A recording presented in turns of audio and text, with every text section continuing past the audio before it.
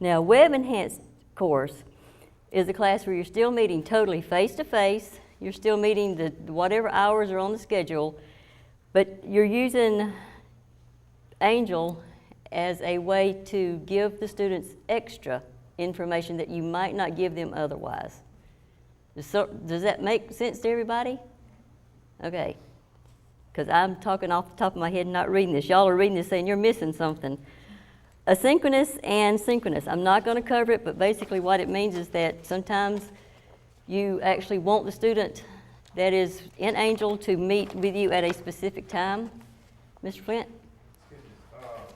Going back to the hybrid portion, just so I can understand it, the instructor, since we essentially can meet 50% of the time, okay, of that quarter, I can arrange that any way I want to. For example, if we only meet on Mondays and Wednesdays, okay, I can just have the students come in on Mondays, and Wednesday would be the hybrid day. In other words, they don't have to show up that day. Am I correct? Mr. Flint's question is, if it's a hybrid class and he is choosing the 50% of the time, can he choose to meet only one day a week? Or 50% on campus and 50% off campus, is basically what you're saying. Yes.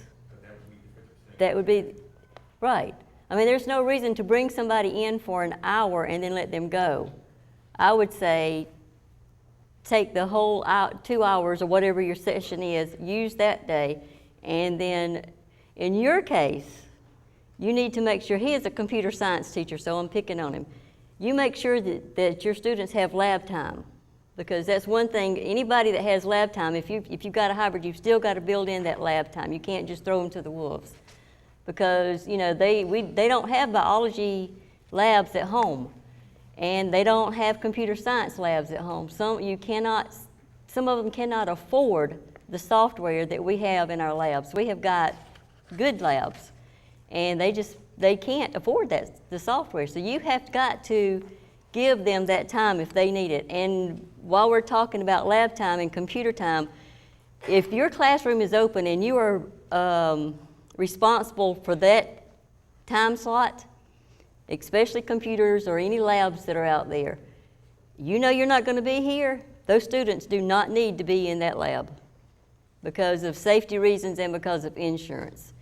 If you know that your students need some lab time, you need to be here and they need to know that it's open for lab, because you are responsible, along with the person that's responsible for that room, for whatever equipment that's in there. And we have a lot of problems with that. Does that make sense? Faculty responsibilities on page 26.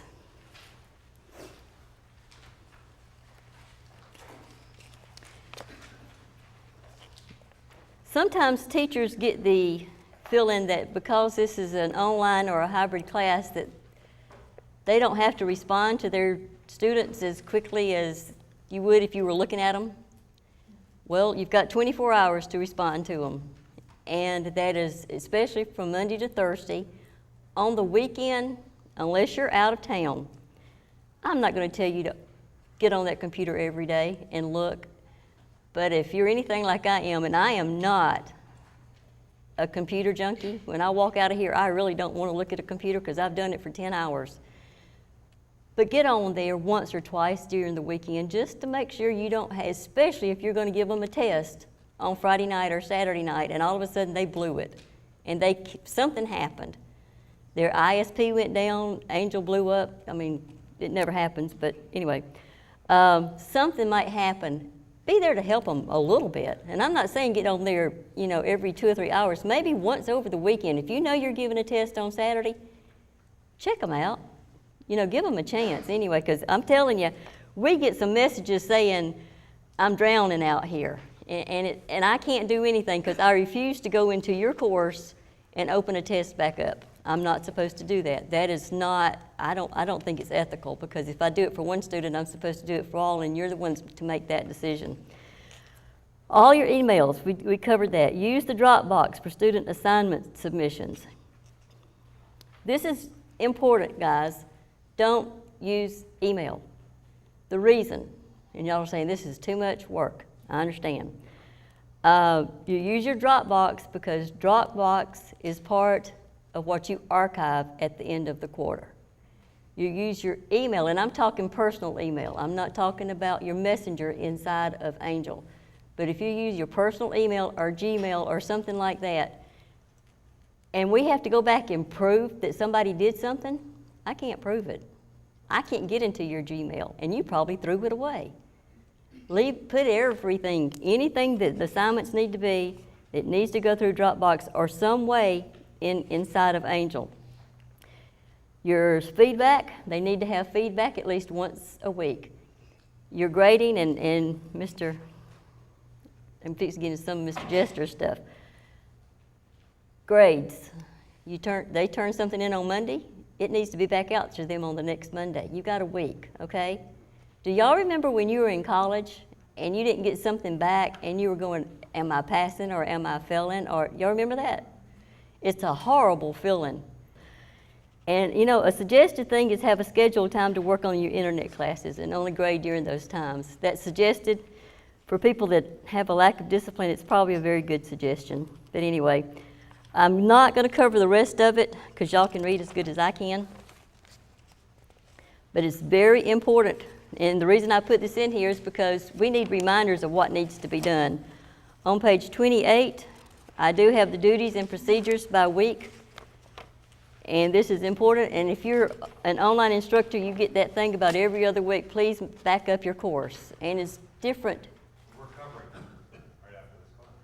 Yes, we are covering all that right after this class. On page 29, we've got the end of the quarter duties.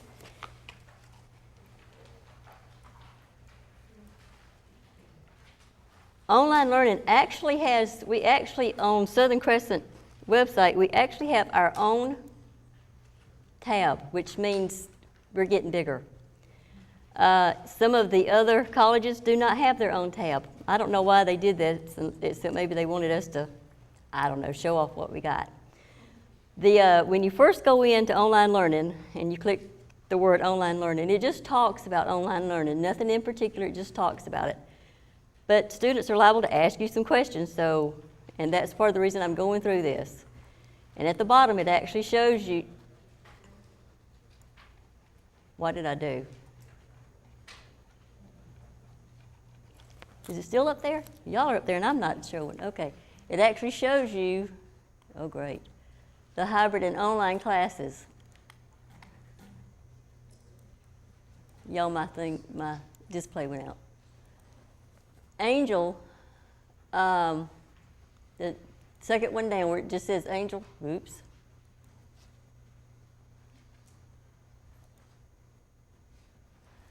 This is actually what you see when you go to log in. If they don't know how to log in, they have the instructions in how to reset their password. It also has a little bit more stuff right there. Under Getting Started, y'all, I'm left-handed working with the right hand, looking upside down. Getting started, we have the state has paid for a piece of software. It's called Smart Measure. It used to be called Ready.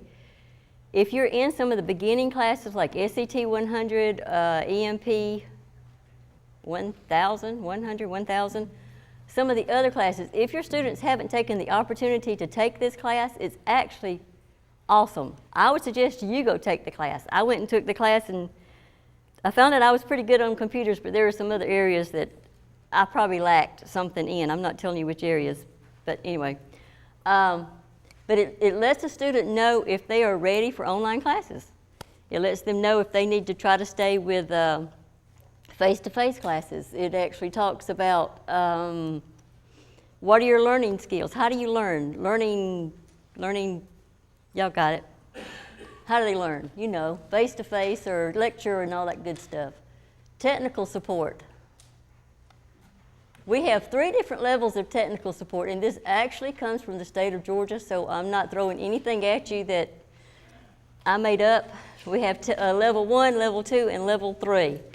Level 1 is actually the student's responsibility, and you can send them to this page. This is the reason I'm telling you to look at this page today, because I want you to say, You need to go look at this, because they need to make sure that they have covered all of this. Most of the time, they haven't covered this when they talk to any one of us because they don't know it's out there, but I'm telling you so that you can tell them. Level 2 is you. You may not want to hear that, but you're responsible for that. You make sure that why they can't get in. Maybe it's something that you've done, or maybe it's, you know, yesterday I got this student that came in and said, I haven't been able to sign in all quarter, and I'm going, what kind of class do you have? Oh, it's just web enhanced. I just needed to be putting in my attendance. And I'm thinking, but you haven't been in attendance all quarter, and you've taken tests and everything. I got her in there, and I had to send the teacher a message saying, she hasn't been in there all quarter. So, you know, that's not real good. And she said, well, I just didn't get any help. So it's like, well, now that's part of my fault, but then I didn't know to help her. So if they come to you and they say, we can't get in, you may even need to send me a message saying they can't get into Angel. Does that make sense, guys? Don't leave them stranded. They're your students. And I don't know they got a problem unless, sir. Doing student orientation, new student, are we really pushing for them to get their student email account? We really are. More now than ever. I think before it was a suggested, this time we pushed it. And with close to 6,000 students. Yes, yes, definitely. The third level, of course, is the ones that I was telling you about a few minutes ago. And we will do anything in the world to help, but remember, the student is the first level, you're the second level, and we're the third level. And don't send a student to me just because you don't have time to mess with them. From what I understood from what our president said the other day, it was basically, if a student has a problem, you take care of it. And he was talking to us, and I'm talking to you. If they've got a problem, you find out what it is, and you help them. If you can't help them, then yes, I want to help them, okay? Because that is our job. But the first line of defense with 6,000 students on this campus is us. And the other day, I told the students that I was the fun dean. I don't think I'm coming across as a fun dean right now.